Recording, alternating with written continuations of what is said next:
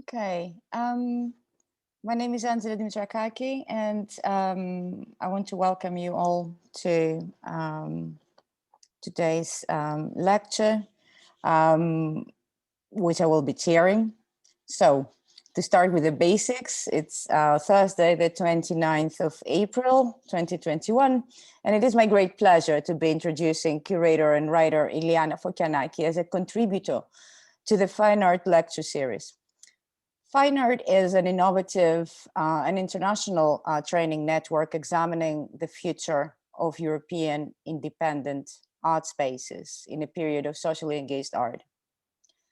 It is jointly led by the University of Wolverhampton, which is the coordinating force, Zeppelin University, that directs the training program, and also the University of Iceland and the University of Edinburgh, where I am based. Prior to iLiana, we had John Roberts, who's also with us tonight, and then Greg Cholette as contributors to this lecture series. Their long-term engagement with issues that are at the heart of fine art generated discussion and ideas that will feed into the project in various ways and at various stages. Yet one aim of the public lecture series, which focuses on the role, impact, implications, and future of socially engaged art, is to provide an inclusive environment for thought and debates also beyond the research project as such. And thank you for joining us for this. Now, iLiana's work as the founder and director of the independent art space State of Concept in Athens, and also as a curator who works collaboratively with institutions in an international context, has been inspiring to many, including myself, I should say.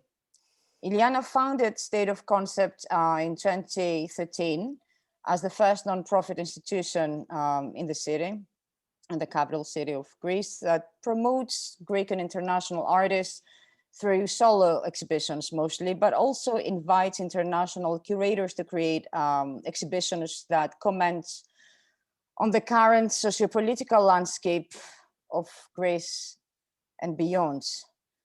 As put actually by a friend recently to me, iLiana perhaps doesn't know this, State of Concept has been, in his words, the most political art space in Athens. And how does one actually achieve this? One of iLiana's collaborative projects together with Antonia Lampi was Future Climates, a platform that aims to propose viable futures for small-scale organizations of contemporary art and culture, first presented in Athens in March 2017 with a 3-month school. iLiana was also a curator at Extra City Kunsthalle in Antwerp between 2017 and 2019, and she's also a lecturer at the Dutch Art Institute. Having lectured and taken part in panel discussions in independent spaces and institutions worldwide, and also being recently our contemporary theory and curatorial fellow at the University of Edinburgh, tonight iLiana will talk about curating as instituting, peripheries and precarity. A lot of rich words in this title. Now, regarding housekeeping, I'm sure you've done this before, those of you joining us. So you are encouraged to send your questions, to type your questions in the text box as iLiana is speaking. And also to not unmute yourselves if you're muted, because we will just let iLiana present first, and then we will have questions and comments and whatever else. And your questions will be addressed in the order they reach us.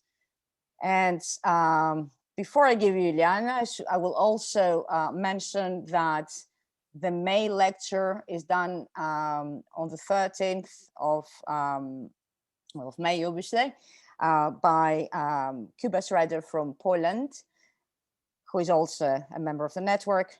And then the June lecture is done by Maria Klavajova from the Netherlands. And with this information, as we hope you will be joining us also in May and June, I want to say a very warm welcome to my friend, iLiana. Thank you very much, Angela. Thank you, everyone. And specifically, I mean, apart from thanking the whole FEINART team, I would like to also specifically thank Rahel and Karen for organizing this event.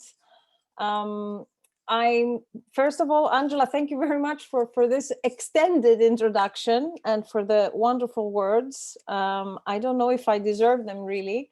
But also my other question is, what is not political? You know, the most political space. A lot of people ask me this question, and I always say, well, what is not political? Even being apolitical is a political position in the end. But to go to my lecture, I'm going to share my screen with you so that you. Oh, why do I not see my screen now?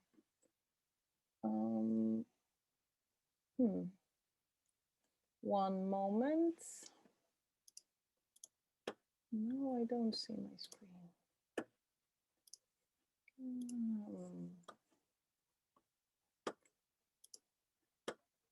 Maybe because I was made co-host, now I can't see my screen.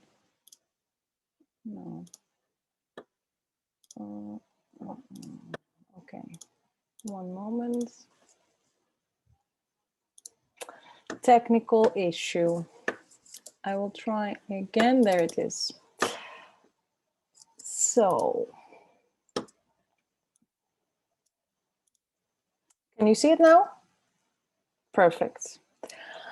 So in order to be able to give you kind of more of an overview or more of an accurate description in relationship to my practice and the way it attempts to, let's say, reconsider the contemporary arts organization, and specifically the institutions that we're looking at FEINART, those that are socially and politically engaged. It's important, I think, to give an overview also on a couple of key elements or notions and words that inform the title of my talk today. I'm going to start from the second part, periphery and precarity, maybe because they have been terms that have been more contested, let's say, rather than curating or instituting. The idea of periphery and the overuse of the term is something I think that has been very much discussed, specifically in relationship to contemporary art that was arriving from the former Eastern Bloc or even South America, in the case of the US, for example, from the 2000s onwards. And museums and collections have been trying to change their preconceptions on a linear and singular idea of Western modernity and its contemporary manifestations as a universal truth for some time now. I'm not going to delve into an institutional critique in relationship to the Western Museum and how successfully or unsuccessfully it has been doing that.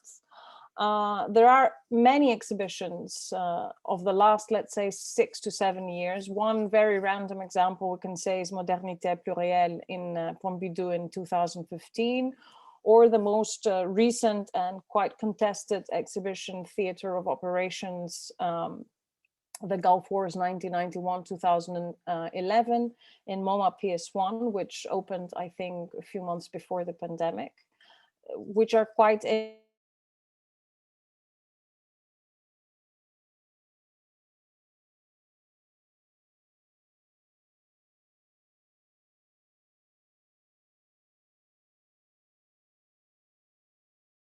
where was I?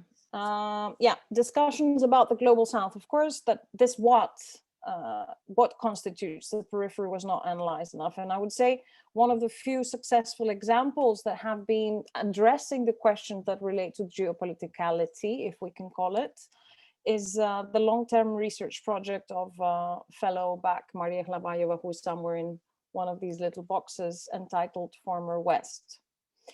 But referring to the concept of center periphery or the core periphery model, one must be aware, of course, of its origins in economics. And this binary of center periphery basically describes an unequal relationship between places, and is used as a spatial, geographical, geopolitical description of a relation between a so-called advanced or dominating place and its allegedly lesser developed or serving periphery. And in this model, I mean, of course, Brenton Woods is one example. The IMF as well has used these terms and actually cemented these terms. The periphery is a remote rural place, and it delivers raw materials, food, and other resources to the center under the condition of exploitation. And the center, of course, provides goods and superior products, supposedly, and this relation is described as exploitative, not only through Marxist, of course, traditional modes of thinking, but I would say any logical mode of thinking. But from a global point of view, this so-called underdeveloped or developing countries, where we would put as well Greece, for instance, have to be kept in dependency to wealthy states, the core or the center as it's called. And this underdevelopment is not the result of tradition, but it is produced as part of a process necessary for the function of accelerated capitalism in the central capitalist countries. And of course, there is a desire and a political correctness in trying to abandon such terminology when they're discussed specifically in the field of culture, since they create new types of enclosures and eventually discrimination as well. But my position in relationship to this question is that, because a lot of people think, oh my God, are we still talking about peripheries? It's, you know, it's dated and what have you. But my position is that there is an embodiment of such distinctions and discriminations in every facet of the way the neoliberal art world operates. So it's important to understand how and why still these mechanisms operate, and why they can become actually a useful tool to unmask power imbalances. Imbalances that actually define the livelihood of hundreds of cultural workers in the so-called peripheries. But they also show something else that for me is also important and interesting: generalizations that create impressions for specific locations that prevail, mainly because of a lack of a desire, let's say, to understand the complexities that every artistic scene has, its histories and its rhizomatic development, vis-a-vis its more kind of generalized historization or putting it in a specific category. These impressions are not only part and parcel of the center towards the so-called other, but of one other against another other, and so on. And they show that the neoliberal model of the art world, where curators parachute to locations to curate exhibitions, have 1 month residencies to supposedly discover local scenes and so on, can only be a failed model, since it hinders the capacity to research a place and its practices and see simply the basic key components and different aspects that define it. And to give a very crude example, specifically when we talk about these types of categorizations, I mean, Europe and the US and Australia at large are considered generally the centers of production of canons of contemporary art practice and history. And as regions, they have been setting the tone, supposedly, of how contemporary art theory and practice develop. However, as I mentioned, specifically for the region of the Balkans or Turkey or Greece, they were very differently approached, each of them. Most of the Balkan countries were drawn into the case study of former Yugoslavia and Eastern Europe and the former Eastern Bloc. Turkey was more looked at in relationship to the Middle East, and Greece was considered mistakenly, in my opinion, as a properly developed EU member state with all the benefits that supposedly that entailed. Nonetheless, in the various exhibitions addressing questions related to the periphery, the global south, from 2000 until 2015, the absence of Greek artists is striking. One of the first things that interested me when I arrived back in Greece was exactly why this occurred and how to reposition contemporary cultural practice from Greece within the discussions of a general global south, of post-coloniality, and the notion of the periphery itself through an economic reason specifically, because the concept of periphery, it's not just the privileges a passport can give or a nation state, or the belonging to a superstate such as the EU, but equally important is the economic status of a country, but also the infrastructures it has or has not for contemporary art. And there are various examples of countries that are geographical peripheries, but nonetheless have solid infrastructure supporting the production and export of their artistic scenes. And I do talk about export because I really think that this economic model that is proposed is really copied very well in this neoliberal art world model that we have.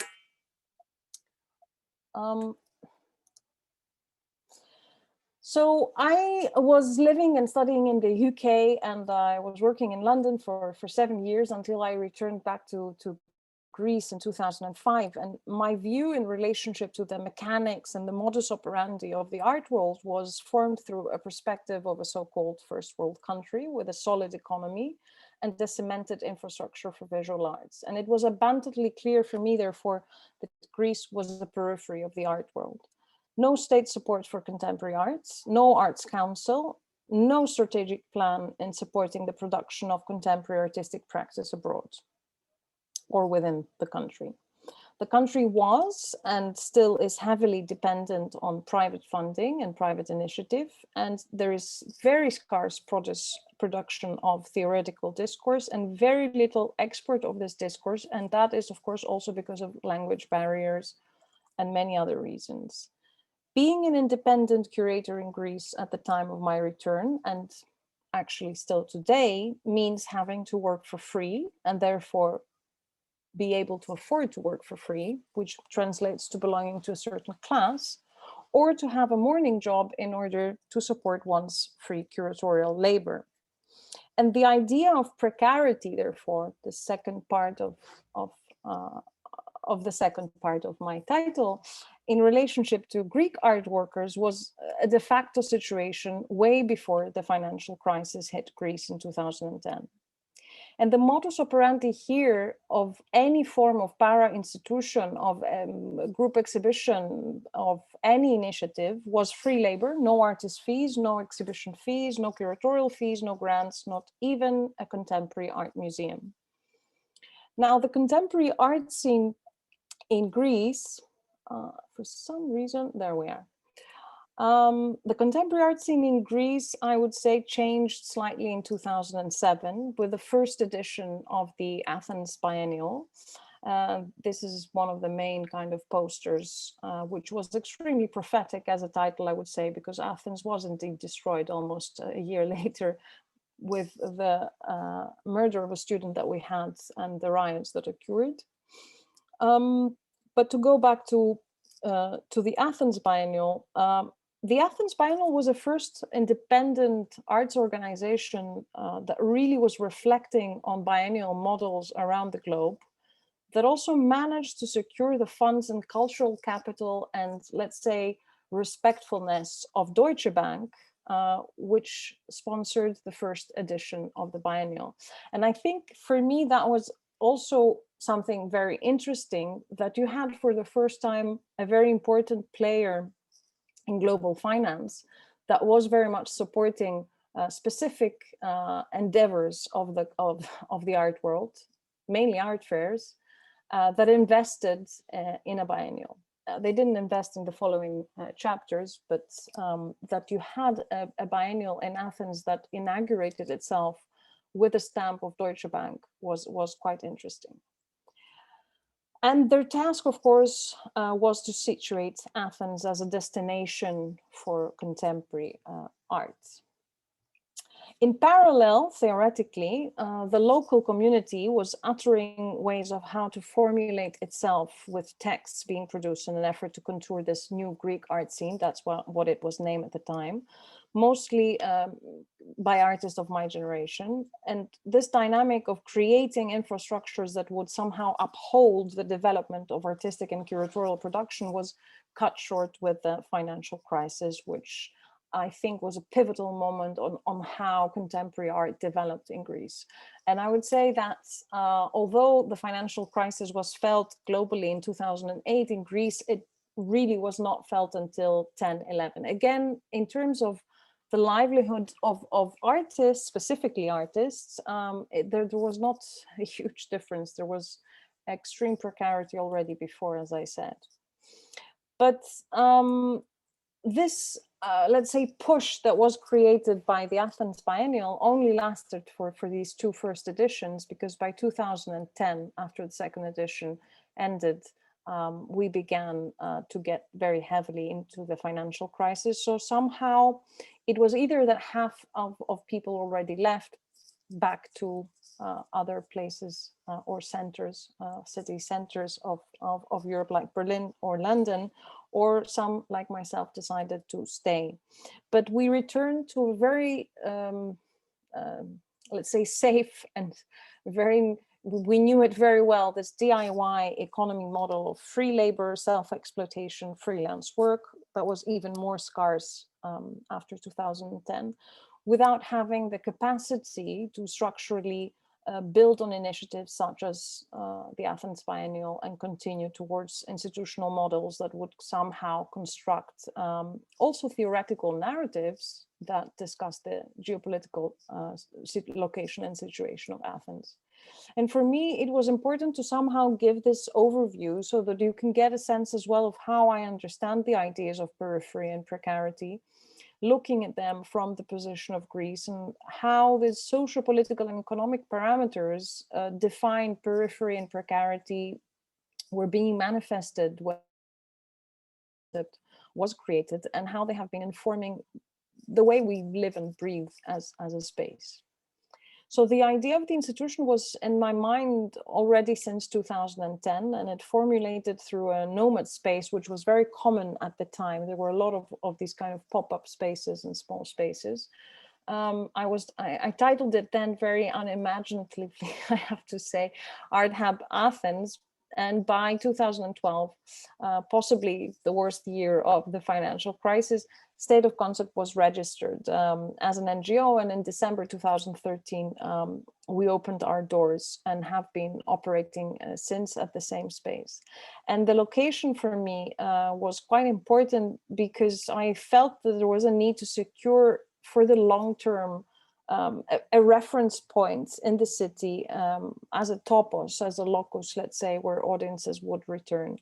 And I'm saying that because there were a lot of things happening in Athens, but because of the precarity, because of the lack of infrastructure, it was there were many interesting formats of para institutions in that sense that were not rented spaces with tax registration, etc. So it's interesting to look at it, because I would say it's a global phenomenon in the sense of para institutions that don't have, they're not a legal entity. They somehow operate, as a war machine outside of the state somehow. So when asking questions in relationship to institutional building that really define State of Concept and the way I understand curatorial work from the institutional position, I always take from colleagues VHV, What, How, and For Whom, a curatorial collective from Zagreb, from Croatia, and friends who are now running Kustalevian. And I'm adding to these three words the where. Curating or building an institution I think would always and should always be informed by these four questions. And the where for me was even more important than the other three questions that I would say developed with the institution, specifically the how and for whom. We have been dealing that later on in our trajectory. The where basically made me somehow survey the local art ecology that, as I mentioned, already had interesting examples of artist-run spaces or curator-run spaces that were mostly operating during warmer summer months, derelict buildings. It could be kind of semi-squat situations as well, or your uncle's apartment that he didn't need it for 3 months, etc. So the name of the institution itself also reflected this asking of these four questions: where, what, how, and for whom. And the circumstances during that moment between 2011 and 2013 of Greece at large, but also the art scene, were possibly the hardest. However, they became the most interesting for us and played an extremely important role in how we would be building our program. And as you see here with this lovely cartoon that I have here for almost half an hour now, it was the period of the pigs, because Greece, together with Portugal, Ireland, Italy, and Spain, were called pigs, and specifically Greece was threatened with a Grexit. So Greeks were very keen to think of themselves as belonging to this Christian club of Northern Europe, but suddenly realized that their desire to identify with the West was conflicting with the reality of having half a foot on the East. Questions pertaining to how Peripheries, financial crisis, exploitation, extraction, and power imbalances relate also to colonial past, racism, and discrimination within also the dynamics of the EU itself became also quite important for us after these years. So in relationship to the idea of the first part of my talk, and this idea of curating as instituting, looking at the where, for me, it was important to situate state of concepts as an institution that understands its peripheral and precarious profile, but also uses it instead of wanting to mimic the Northern European centers of cultural production, that it would look and follow examples from art scenes that have similar ecologies. And I was very much inspired by the work of colleague Sarah Rifki and the art space that she co-founded with Jens Mayerotze, named Beirut, that opened its doors in Cairo. It was in Cairo city, but it was named Beirut in 2012. And I was very much struck by the proposal of Sarah and Jens of considering institution building as a curatorial act. And I have here the homepage of the institution. It's still on, actually, and it's an extremely interesting example to follow of how an institution was built in a city like Cairo, which was just at the beginning, or rather end, of a revolution that lasted only for 3 years, exactly because of the political situation there. But it made sense for me that with the lack of infrastructural state support, the political turmoil and the economic collapse, as well as the distance from structured institutional models of an art center that is more professionalized and also more neoliberalized, all shared, of course, between Athens and Cairo, and several other places, of course, apart from these two cities, also came the advantage and the freedom to formulate a program that can really unfold and reflect on a specific curatorial narrative, be critical on institutional models of the so-called West, and propose ways of working otherwise, as Maria says, Klavajova, within frameworks that discuss questions relating to socioeconomic and political conditions of such peripheries. So State of Concept had to somehow navigate in its first years these very difficult times, not only times that were not only financial, a financial crisis, but I would say also an existential crisis of an identity of what is this people and where they're going. And for us, a curatorial narrative could only exist under the umbrella of a reckoning, let's say, with these questions.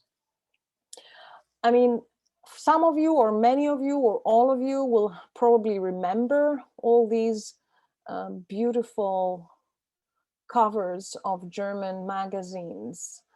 You know, literally, I don't even want to say the word because we're being recorded, beep on Greece, which made the whole population really come to face the fact that although Greece was considered the mother of Western civilization, somehow it was really not belonging to this club of white superiority. thankfully, if you ask me, but I think for the general population that was extremely happy that Greece was part of the EU early on, it was quite a shock. So through our first exhibitions, we tried to actually reflect on the discussion in relationship to the causes of the financial crisis that identified at the time, I would say, by a spike in the debt of Greece after the Olympic Games that it hosted in 2004. But also the newly formed refugee crisis that was further showing the divisions between EU countries and the new nationalisms that we see today in full bloom. And one important example was Basim Magdi's exhibition. It was our first international exhibition actually in 2014. This is a still from a film of Basim called The Dent that was produced in 2014, where he uses footage from, let's say, the centers of the world, Paris, New York, Venice, Basel, Brussels, and all other locations, creating a visual collage that follows a narrative of a specific imaginary city that might well be Athens itself.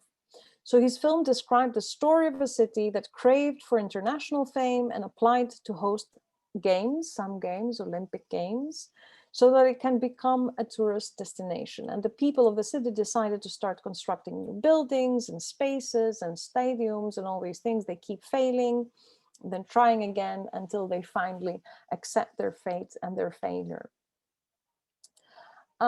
So it was an exhibition, it was the first international exhibition we had, and it really resonated with people because at the moment, because of this confusion as well that existed in the country, we were trying to kind of find the root of the problem, and we all thought, oh yeah, it must be the Olympic Games, that's why we're broke now.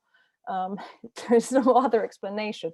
We just didn't want to face that there were so many other things happening. One other interesting exhibition, well, event rather, that we did was also in the summer of 2015. Again, just to show you how the program very much shifted also to according to what was happening.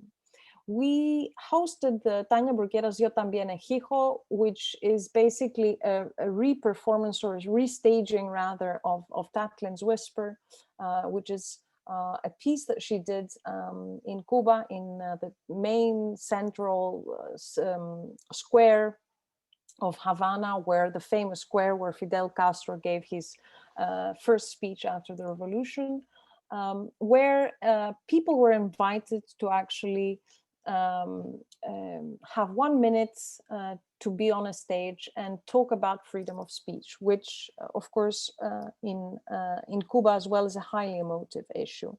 And at the time, Tania was actually detained in Cuba, and there were a lot of institutions that were hosting these, let's say, recreations of her performative piece as an act of solidarity to the artist. But for us, it became really a personal affair because it was just a week before the referendum.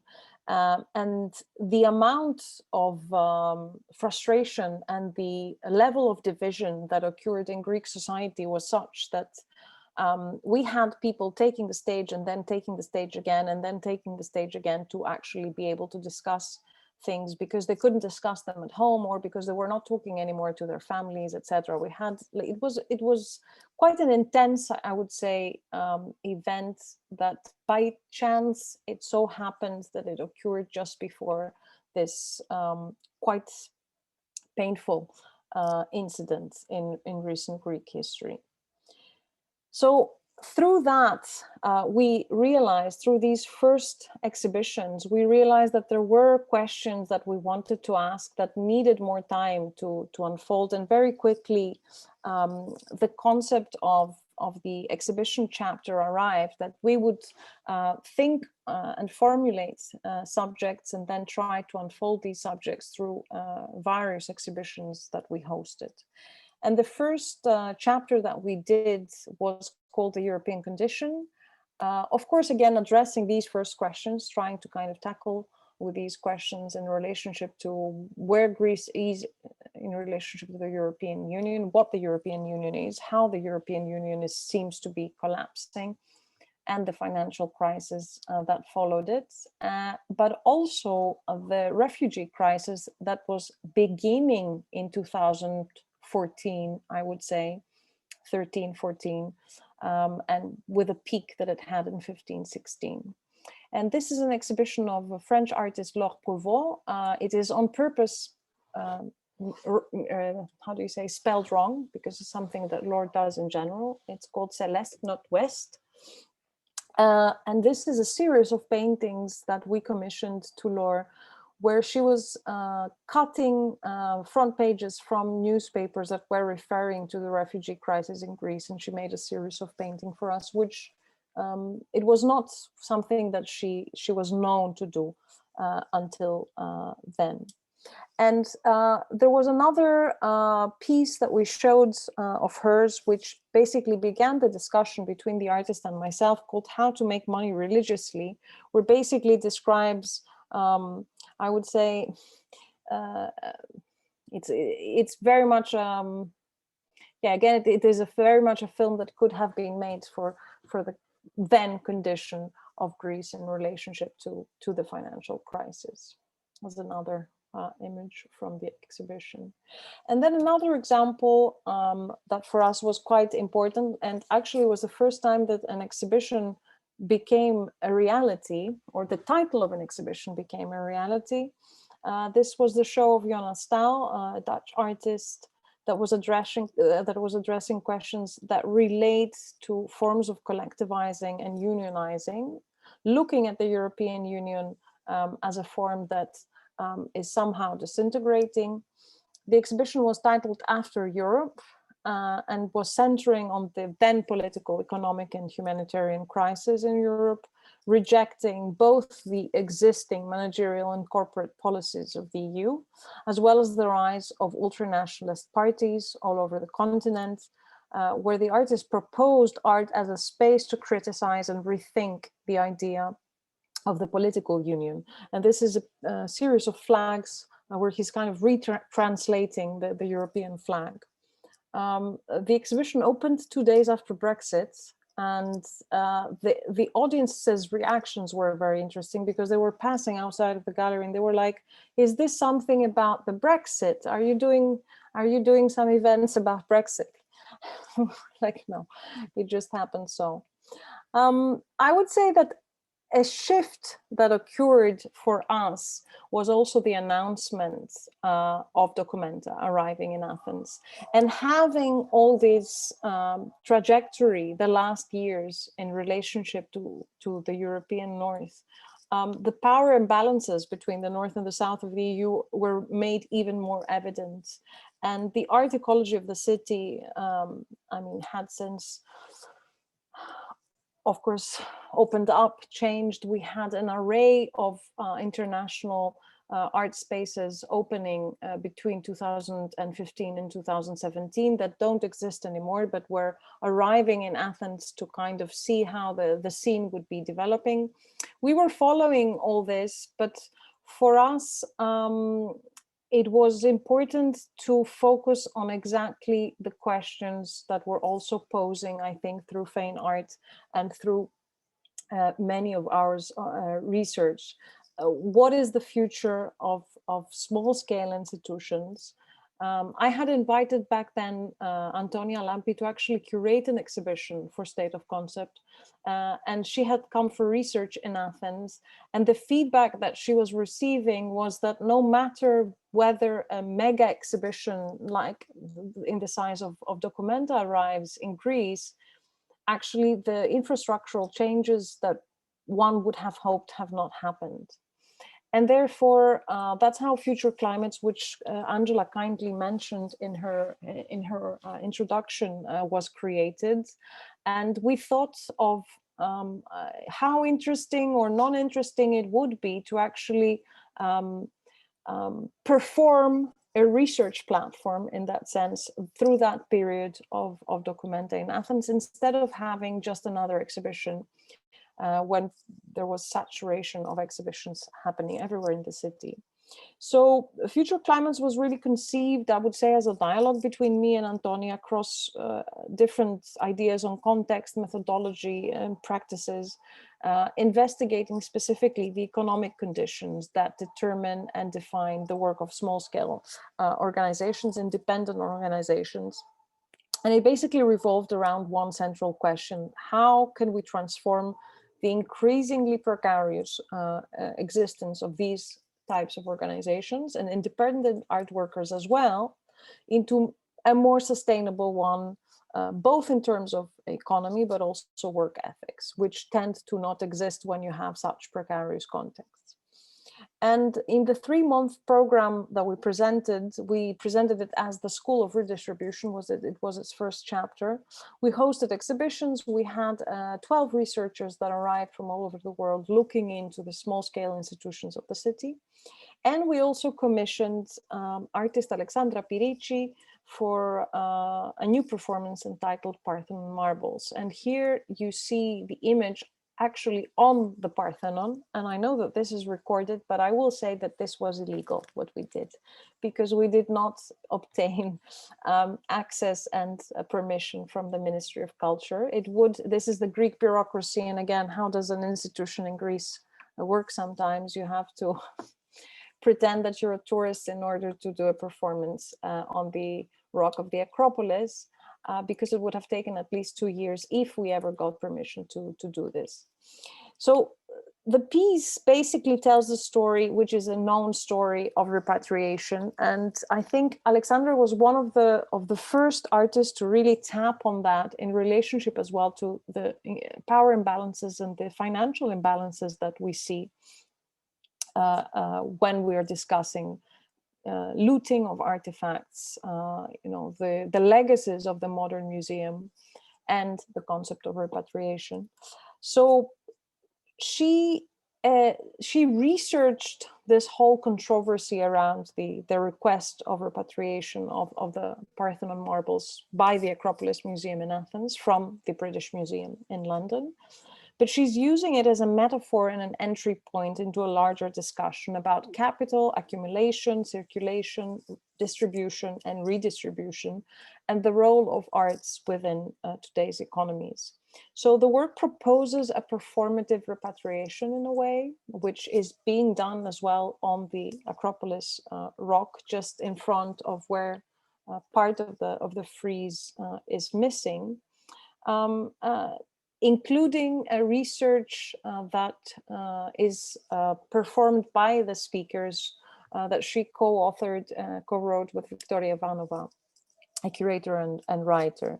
So it's a what-if scenario of return, but also trying to highlight the economic implications that this looted piece has because of all the fake artifacts that are being reproduced and sold in the museum shop, etc., all the tickets that are being made, and so on. This was the first time that we kind of tapped on these questions that relate to also how this ancient past of ours that is part of our identity somehow is seen from the outside and how it is seen from the inside, and specifically how it affects questions that relate to nationalism and the rise of nationalism that we were witnessing slowly in Greece, which we kind of developed further on. And I will go to another chapter that for us was very important. It was called Department of Justice. It was really delving into artistic practices and curatorial practices that discuss and investigate the scope of the judicial, but also research real events. We had some other exhibitions that really researched trials, for instance, or court cases or political trials that have really impacted local communities or changed the course of local histories. But also we were looking at histories, specific histories, and how they might have been erased from official narratives of the state, which is very much a case when it comes to Greece. Now, this is a new performance that we commissioned to Sanjay Vekovic, a Croatian seminal feminist artist. This was a very personal exhibition for me, because me and Sanya together, we shared this history. Her mother was a partisan, an anti-Nazi partisan. My grandfather was as well. So we were trying to look at this period to really see two countries that belong into this geographical location and see this through the spectrum of feminism and how feminisms have developed from that time onwards, which you have two countries, former Yugoslavia and Greece, having extremely different trajectories. One country is having a civil war in 1945 that is basically created by the British in order to stop the development. Well, Angela is smiling. Yeah, it's as the Guardian said it, Britain's dirty little secret that is not as known as the Spanish Civil War, but it's for us it's an extremely important event that we want to kind of bring forward. And the reason is because in 2015 this division that occurred during 1945 really resurfaced exactly as it was. It kind of came back from the past to our present. So this performance basically happened after we did a lot of research with Sanya, with working with a local archive called ASCII, looking at testimonies and stories from women partisan fighters of that time. And Sanya actually used a specific film as well of a documentary filmmaker that doesn't live anymore, Alinda Dimitriou, who had interviews from many women guerrilla partisans. And she created a new performance with 50 new performers. You will see them, they are the ones that are wearing black and red in the circle, in the inner circle, many of whom were actually descendants of women that were in the mountains and were fighting the Nazis. And she has erased all possible references and dates and places, and really created a manifesto, you could say, of a future feminism. It could be the story or the description of a group of women of any age, of any time, of any place, which for me was an extremely potent and important piece, specifically given the fact that already with the, let's say, augmentation of the financial crisis, we had seen a lot of anti-feminist and anti-leftist rhetorics augmenting in the country. And because of this division that was created, it was important for us to actually tap on that specific historical moment, looking at it through a feminist perspective, of course. And following on that, another exhibition of that chapter was the exhibition with forensic architecture that came, I mean, the discussions that we were having with forensic architecture, of course, were revolving mainly around the refugee question and all the work that they have been doing in the Mediterranean through their department, Forensic Oceanography. But for us, also specific investigations that they have done for two very important cases in Greece. One was a murder of our anti-fascist rapper in Greece in September 2013. And the other one, the murder of an LGBTQI activist in September 2018. Nonetheless, after many discussions with forensic architecture and after the change of government in July 2019, where we saw an extreme increase in police violence from July onwards, we wanted to focus on the concept of violence, specifically state violence, something that forensic have been working on for quite some time. And by accident, we were both, they are 15 people. I was reading Rob Nixon, and some of the members told me, oh, you know, this is quite an important book for us through our work. So we wanted to kind of analyze Rob Nixon's slow violence, environmentalism of the poor, but also look at this kind of binary of slow and fast violence, violence that is normalized because it's state violence, and really apply that to Greece without referring to the specific investigations that they've done in Greece, because they were already quite known.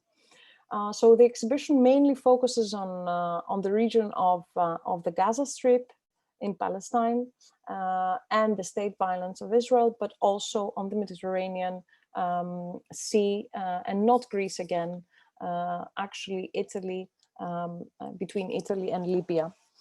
And there was a very active public program as well in that exhibition, specifically focusing, the public program was focused only on questions of state and police violence in Greece, where we had some of the members also analyze the cases that I mentioned later. And to finish off to today and actually go a little bit also to the future, because I think the future is somehow more important. I mean, I think the questions that we asked with Forensic and with Alexandra's work somehow re-emerge now with our current exhibition, which is Kaderati's exhibition, the Museum of Repair. Again, here the majority of the works are looking into, I would say there are two main questions. On one hand, you have the migrant body of the formerly colonized, and the cases that Kader presents. Of course, in the case of Greece, we don't have former colonies, therefore we don't have arrivals from former colonies, and then the extracted artifacts in the heart of the imperium. So you have these two somehow rejected bodies, or also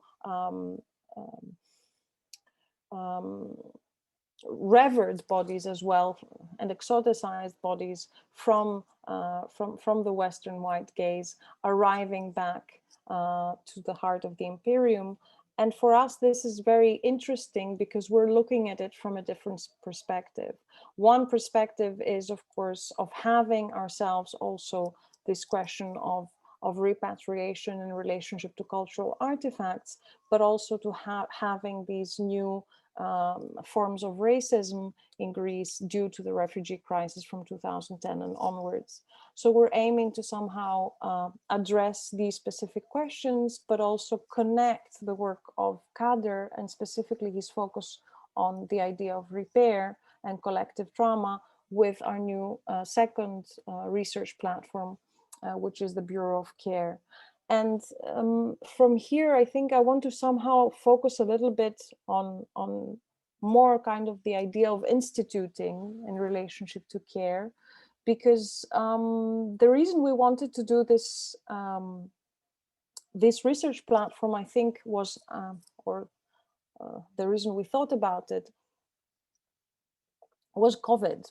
And the array of institutions that were very eager to start discussing the concept of care, and the ease at which many institutions were talking about care when they have been so extremely careless for decades.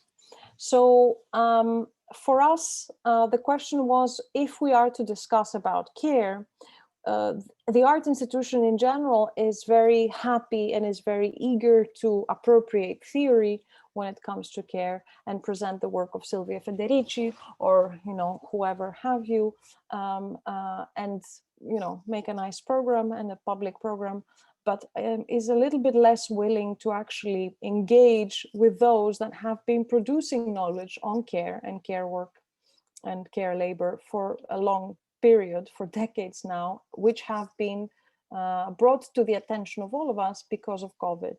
So we have decided to start closed conversations and workshops with care workers from several different fields, and to see how these knowledges that we consider them extremely valuable can and possibly can, first of all, possibly be applied also to the format of the art institution, but can also provide interesting critique to the institution. So the main, let's say, action of the Bureau of Care is to learn, for a lack of a better word, from those that have been providing care work for decades, and to see if it's possible to actually create a lexicon for the art institution itself to have what I name a more careful practice. And I think for us, it's urgent to do this now because we feel that the future of the art institution, and specifically art institutions that have the guts or have a backbone to actually discuss specific things, is very grim. And I'm not very hopeful, I have to say, because I feel that we are in a, let's say, an intersection at this very moment of things going either way. Especially because of the COVID pandemic. And it somehow felt that the art world was forced to stop for a moment, but then pretended business as usual with an extreme array of online content that has somehow made all of us, I mean, we are here, so of course also talking through an online platform, but I felt that many art institutions were very unwilling to reformulate and redistribute their funds in order not to lay out, let's say, staff, but also extremely willing to continue their programming in order to have some form of presence, specifically those that were pressured to show numbers, visitor numbers, or what have you. But smaller scale institutions that are already and have been already in very precarious conditions will be facing very difficult questions, I think, the coming years. One, of course, I think there will be the question of a financial crisis that will be arriving because of COVID, but also the question of content and whether because of COVID and because, of course, also the Black Lives Matter movement that has become a global movement, institutions being forced to be woke, and therefore they are eager to address questions that maybe they were not eager to address beforehand. But how do they do that? Is that a careful practice, or is that a careless practice to do it fast and then get it over with? But also more general questions that pertain to social justice. Will they be willing to answer these questions? Will they be willing to address these questions, or because of fear of lack of funds, of new, let's say, conservative governments, we would be turning towards a direction where institutions go to more kind of safe pastures. So, yeah, I think I'm going to stop here because then I'm going to become more grim even. But yes, I think we are in a strange position at the moment, and we should be very careful of where we're going to be going. I'm going to stop sharing if I can do it. Yeah.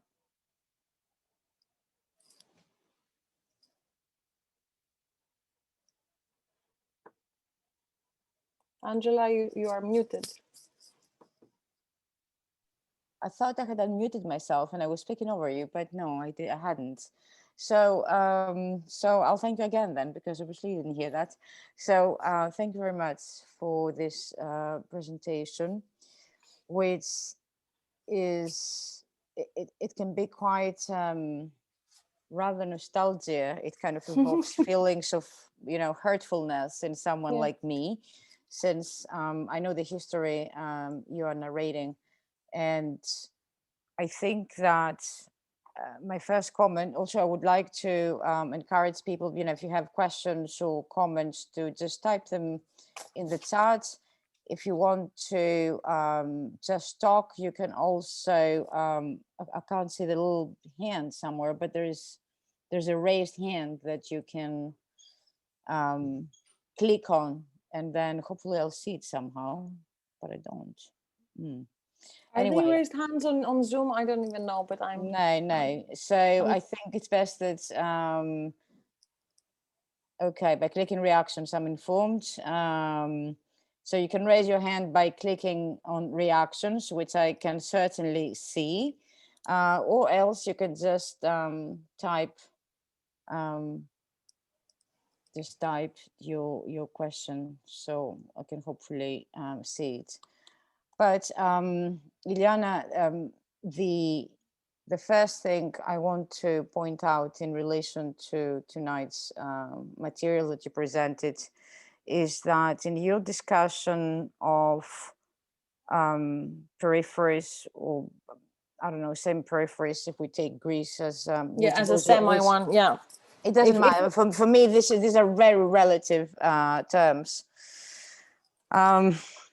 So my point is that, okay, if we take Greece as a case study, but I think this would be applicable elsewhere as well. It seems that curating as instituting does not just entail the question of precarity, but also the question of precariousness. That there are a lot of, it's a different thing. There are kind of like positions that are extremely fragile and uncertain, narratives that are hidden. I will take the work that you did with Sanjay Vekovic,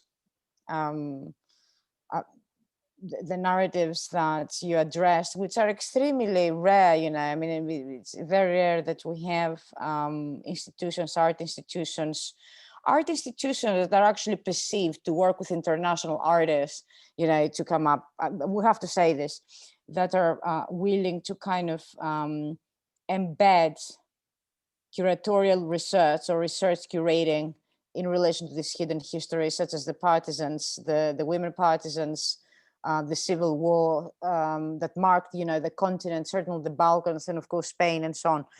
So I think it's also because of the situation a lot of states, not just peripheries, have been facing, this end of liberalism as we understand it traditionally.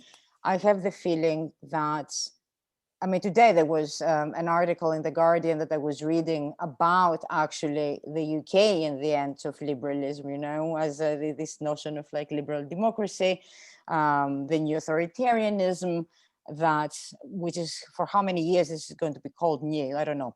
But what I'm saying is there is a real risk here as to, I mean, my fear for the future is to what extent art institutions, so-called independent art institutions, be allowed to be the happy hour for such narratives.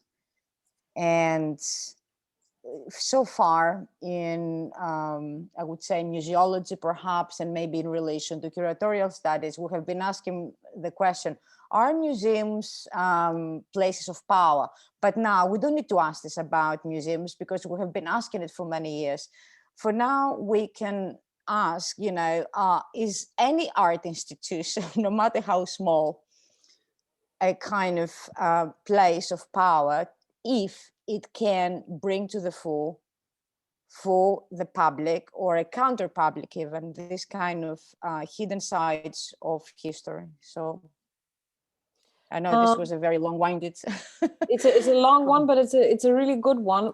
I mean, you answered in fact what I wanted to say in relationship to the idea of the counter, because it produces counter publics and it can be a counter hegemony. If we look at it through a Gramscian point of view, that is only what an art institution can be. I mean, it is a conundrum, of course, because the art world at large and art at large is a bourgeois product and is unfortunately embedded in this whole neoliberal construction. But my fear personally is, yes, indeed, my fear is, will art institutions that choose to address and discuss subject matters that pertain to politics, to difficult histories, to will they be allowed to do so? And you phrased it very well. Will they even be allowed to be the happy hour? Because of course, artistic practice or curatorial practice or any form of artistic of cultural presentation does not have direct power to, it's not an active agent most of the times, but it can be an active agent. I think for me, for instance, forensic architecture is an example of a practice. They don't call themselves artists, but they present their work in art institutions and museums and biennials, etc., that has really proven that has is an active agent of power and can actually produce change. There has been change specifically in the case, the investigation that they did with the murder of 44 students in Mexico, for instance. There was a change of government. There was a very big potential that happened through an investigation that was done by a research agency / artist from a different place. But in general, no, we don't have power. We don't have power for direct change, but we have the power to ignite the sparks of active citizenship in the brain of an audience in order to somehow prepare the ground for active change. Maybe I'm too romantic, but I think sorry to cut you, because I'm seeing people's raised hands, which maybe you don't, but I do. Oh no, I don't. Okay. Yeah, how to change the world without taking power. That was the title of a book, as we know. I don't believe in it, but I love the book. Anyway, I'm going to take. We can come back to this. I'm going to take Gabor Erlich's hand, ask you to unmute, Gabor, so you can ask your question. Where I lost you now. Yes, I am unmuted. There you are. Hello. Okay. Thank you so much for the presentation. Pleasure. I am part of the FEINART network as a researcher, and my research deals with center and periphery, or core and periphery, or semi-periphery to a large extent. I'm a native of Hungary, so this is basically the main reason why I'm also interested in this issue. And the question I would like to raise is a twofold question. On the first hand, I was reading your paper when you coined this term, narcissistic authoritarian statism, which is, let's say, under which Hungarians have been living for, unfortunately, 11 years now.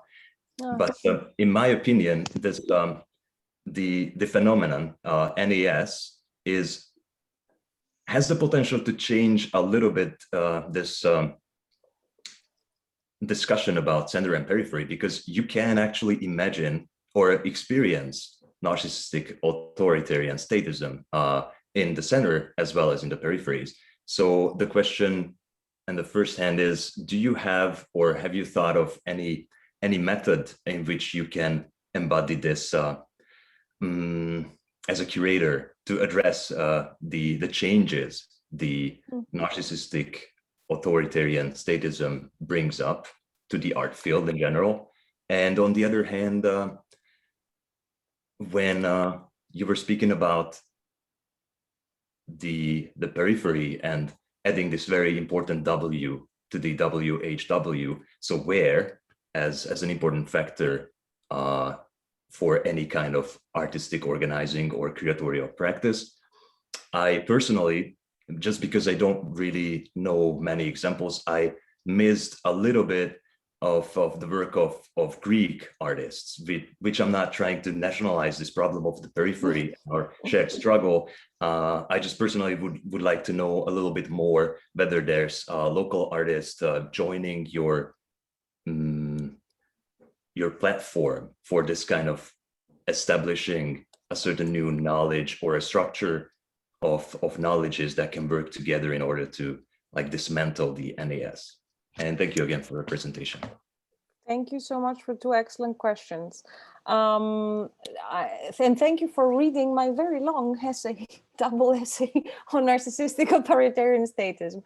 I am actually using a very incredible, really incredible and undervalued theorist from the 70s, Poulantzas, who has written on authoritarian statism. And he wrote his book in the late 70s, right when Greece, Portugal, and Spain were actually coming out of dictatorships. And he is really focusing on, let's say, deprivations that elected governments begin to do, that for him are really signs of a very particular type of authoritarian statism.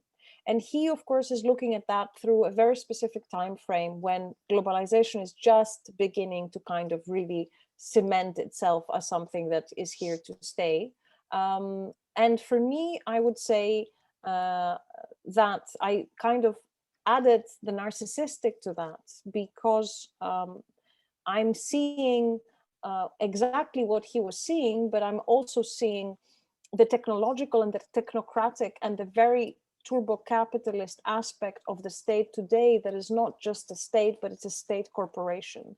There is always the corporation that is hand in hand with the state. So you see a different model. And I think also technology augments this narcissism that we see, because all these leaders that are very happy to shake hands with I don't know, the CEO of Apple or whomever, and bring them in to have a new factory without paying any taxes. I'm just making this up just to make an example. Are also very happy to manipulate populations through social media, through WhatsApp, Facebook, what have you. And I think Orban has been one of those that have used that very successfully, together with Bolsonaro, together with, of course, Trump, that is, let's say, the epitome of this narcissistic authoritarian state. You made a very interesting question in terms of how can these peripheries that have these types of let's say, figures of power, that they only are there because they really represent a system, a whole system of power that kind of supports them. They're only the straw men in most of the cases. How can they shift this paradigm and a periphery somehow becomes a center? It's a really interesting question. I think that they don't and they can't. And the reason they don't and they can't is because they cannot amass the amount of capital that is needed in order to be a center. They remain peripheries, but the play, I mean, I think one of the main successful mechanisms of their strategy and why they are widely accepted, or let's say not widely accepted, but accepted as enough in order to have majority and win elections, is because they play exactly on that. They play on the, and please forgive me, I'm saying it from the position of having it ourselves in Greece, this inferiority complex of wanting to be more Western, wanting to be more white, wanting to be more powerful, wanting to be more center, and therefore having this kind of almost psychotic moment where you want to reject that completely, and then you have these new nationalisms that arise. And it's an illusion of power, an illusion that you're becoming a center of your own somehow. But you are not really, you are not. I mean, I think that I'm more afraid of the suprastates and the trans-state formations like the IMF and many other organizations that can actually show you very quickly how much of null power you have when they want to, rather, and how much influence they have also in these types of elections that we don't know and we don't see, rather than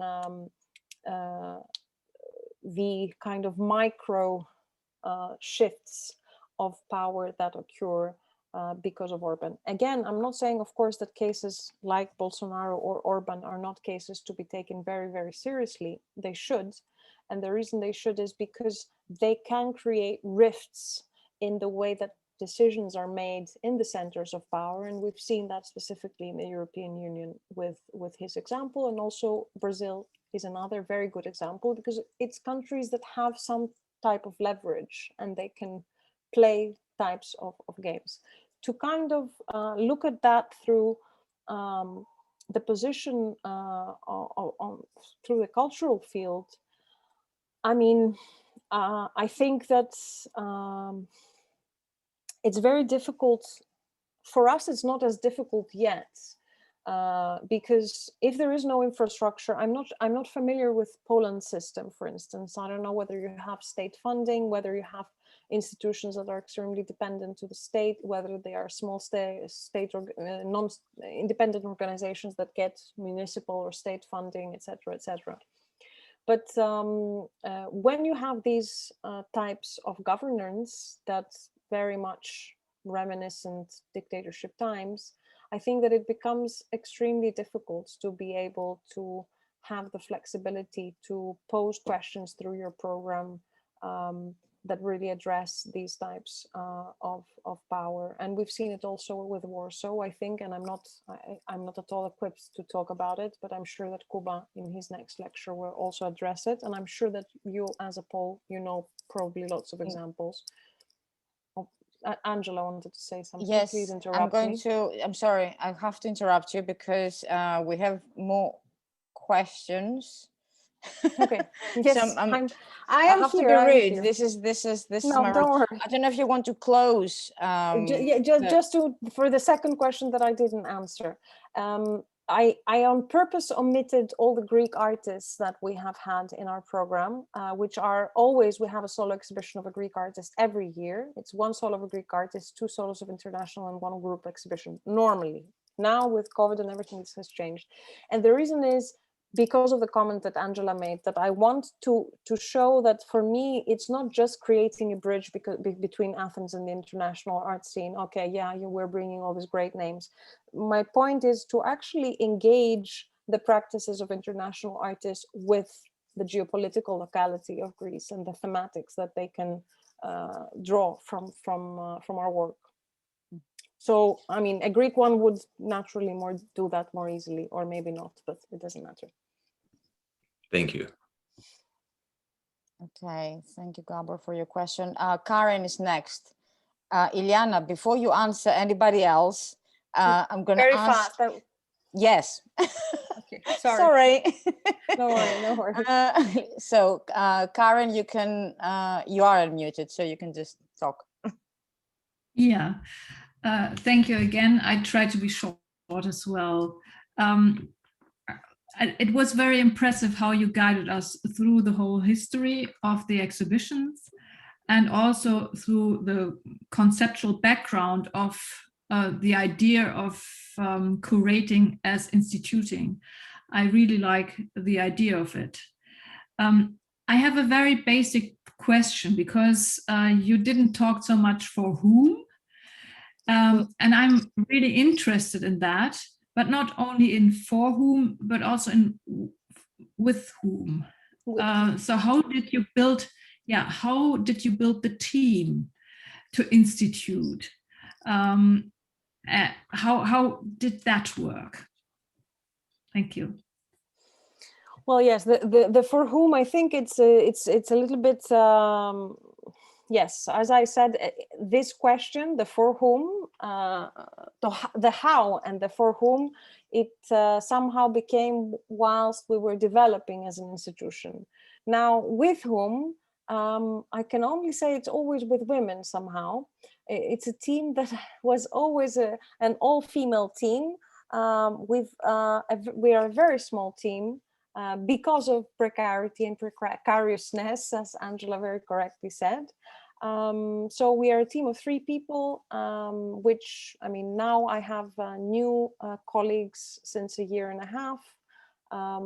And we hope to grow and be more. And then we have a lot of external collaborations. We have worked with curators from the local art scene that also can use the space in order to present their work. For instance, Elpida Karabay is one example. So we operate also as a host, not only as a content producer. Yeah, so the for whom, and also with a lot of, there's is a large part of the program that I didn't talk because we would never end, which is also with communities and individuals and journalists and researchers and activists that come from Athens and are very close to the subject matters that we talk about, that work with us. But in the institutions, only 3 people. Okay, I just want to repeat the name. If Elpida Karabay that you mentioned before, yeah. that is and Pat, yes, the Temporary Art Academy, which is a collective who's actually going to be curating the next group exhibition that we're having after the COVID nightmare ends. So yeah, Elpida is like a member of that and has been doing very radical and super engaging work in art history, in contemporary art history in various ways. The next question comes from Noah. I'm sorry, you have to wait. Fine. Thank you so much for the presentation. I was very much looking forward to listen to it. I would like to pick up from a term that you used, mechanisms, and in relation to precarity. And this is to ask, what do you think are the mechanisms in operation that maintain this state of precarity of independent art spaces and artists? In the very context of your work of Greece in specific. I mean, it doesn't pertain only to Greece. I think just to give the example, when we had the second chapter of Future Climates in Paris, it was a whole day symposium and discussion with 15 organizations from Paris. And me and Antonio were thinking, well, you know, what problem do they have? They're in Paris, man. Come on, it's like a first world country. We came to kind of bite our tongues and realize that the problems that a lot of small scale organizations face in Paris are exactly the same ones that we face, which is mainly lack of access to funds. And not because there are no funds. Obviously, in an economy like France, there are more funds, but the access is more difficult. So for me, one of the main mechanisms in order to sustain precarity, even if you're an individual worker that is in a factory or whether it is in the art world or wherever, is to create a distance between capital and the person that is in need of that capital, in order to somehow put them in a position where they would accept conditions of work with less pay.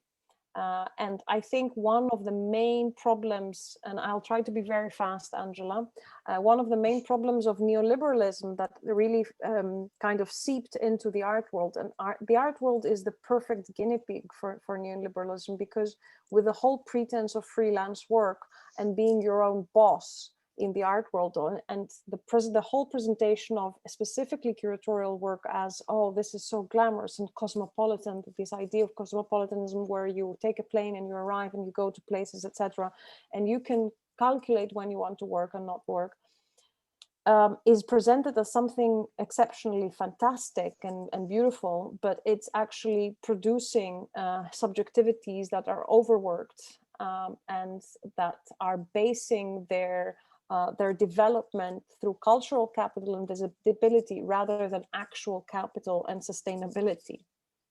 So this is one very big problem for me, which is how curatorial work is seen and how it's so commodified itself as a product, as a status, which actually is a work that has a very short time span and has no health insurance, lacks a lot of yeah.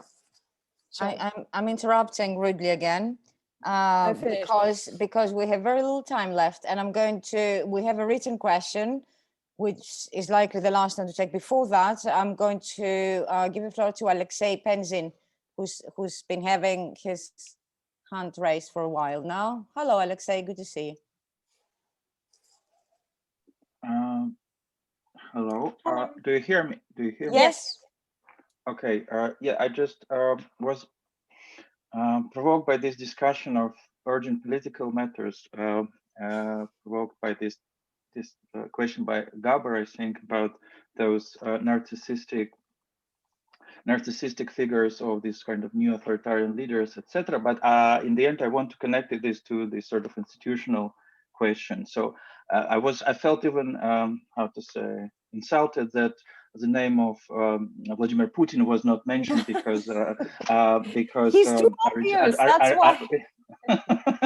Yes, and you probably know because it's from my corner of, and you probably know more because as far as I understand, my comrades from Stodelis collective there, you've been doing exhibitions with them like in September. So we have a lot of these debates about what are the perspectives of what happens with this new mode of kind of authoritarian capitalism, you can call it like this. Somehow, what are the effects on institutional aspects of art, etc. And I can tell you that in this sense, Russia is kind of pioneering as in the sense of the wars of developments in some kind of setting up the model for this. So I can tell you, for example, that just recently, because the question of culture and institutions is very important to establish this sort of hegemony in kind of Gramscian terms and to somehow to intervene, and this started already a few years ago, because before they didn't care about culture, but now they are really more and more involved in this producing new restrictions. For example, now to have a public event, I think you need to have a license. This should be somehow certified, and they're just using this sort of kind of flexible, not just repressing, but rather using flexible bureaucratic mechanisms to limit the public sphere, free discussion, and critical discussion, etc. So that's interesting. That's interesting to hear. I'm sorry to both. I hope, Alexei, that this wasn't a comment, because there is no time for. No, my question was, this was a comment plus, plus question, because okay. It was actually not, how to say, critical, but in the sense that I was asking this question a few years ago as well on these debates between art kind of people who are related to institution theorists, politics, etc. Because my question is rather big, so I'm not expecting a kind of response. But given this new situation, all these old mechanisms, old in the sense that they were quite present in previous decade, these notions of precarity, this notion of micropolitics, instituting, etc., how they relate to these macro things, which are just as ugly as huge they are. I mean, Trump, all these things, because Erdogan, Putin, etc. So, because it seems to me it's like building a kind of Lego game on the table while the whole house is a kind of on fire. Burning. Yeah. Oh yeah, that's a good question. But I mean, you know, a lot of people ask me this question, and I always say, we talk about it with Angela a lot as well. I mean, we can do as much activist work that we want, or active citizenship, you know, as in go to the street, complain, sign a petition, what have you, all forms of really, let's say, rejecting politicians and politics and policies of these figures. And that does not necessarily have to be part and parcel of your artistic practice or your curatorial practice or your professional practice. It can be a separate entity of your life that you're extremely activist. And also, again, the art institution, it's as much as they can do. The art institution cannot overthrow a government. You know, if that happens, that would be fantastic. But I'm, you know, I don't put so much weight on the art institution. If the art institution can operate and it's not shut down because of censorship or what have you, if it can operate and if it has the power and the desire and the guts to actually pose questions that will make people think, for me, that is enough. I'm more than happy. I would have a lot to say about this, but I won't, because we're done with time. Nonetheless, I'm going to use my last minutes here to read out a question that perhaps we can all take with us, although it is addressed to iLiana, from Ali Aladawi. Thank you so much for the interesting presentation. I want to ask you about your opinion on the decolonization discourse common in art institution in centers that in a way fueled on the expanding precarity on peripheries. How curating goes in critical dialogue process to this between center periphery. Ali, you've sent a very complicated situation. Probably would have to start with what decolonizing implies, because there would be several interpretations of it. There's a big project now called Decolonizing Greece, Hellas, yes, which I'm also taking part, which is very interesting, you know. I think our host is telling me that we're done with time. I'm very sorry about this, but I'm delighted to say that the discussion was very vibrant, and I want to thank everyone, for iLiana above all for the presentation, for the questions. We always need more time. And I don't suffer from online fatigue. I'm delighted that we can actually have more and more discussions without having to take airplanes. Even in that I will agree. At least not just for the environment, but also for the tiredness that comes with that. And I see nothing wrong. I'm happy to be seeing you, you know, on the screen and everybody else. So because there's other things that we still haven't lost in that regard. So True. So thank you to FEINART for the lecture, and to everyone involved in the technical aspects of it and in the conceptualization and so on. And don't forget, we'd love to see you in a month's time for Cuba Shredder's talk, the May FEINART talk. Again, iLiana, thank you. And Thank you. Thank you very much. a nice evening and week, and happy Orthodox Easter, because this is also happening in some parts of the world. Of the world, yes. Okay. Bank holiday. Okay. It's definitely a bank holiday. Not Bye, for everyone. me, but okay. Thank you. Bye-bye. Bye. Bye. Thank you. Bye. Bye.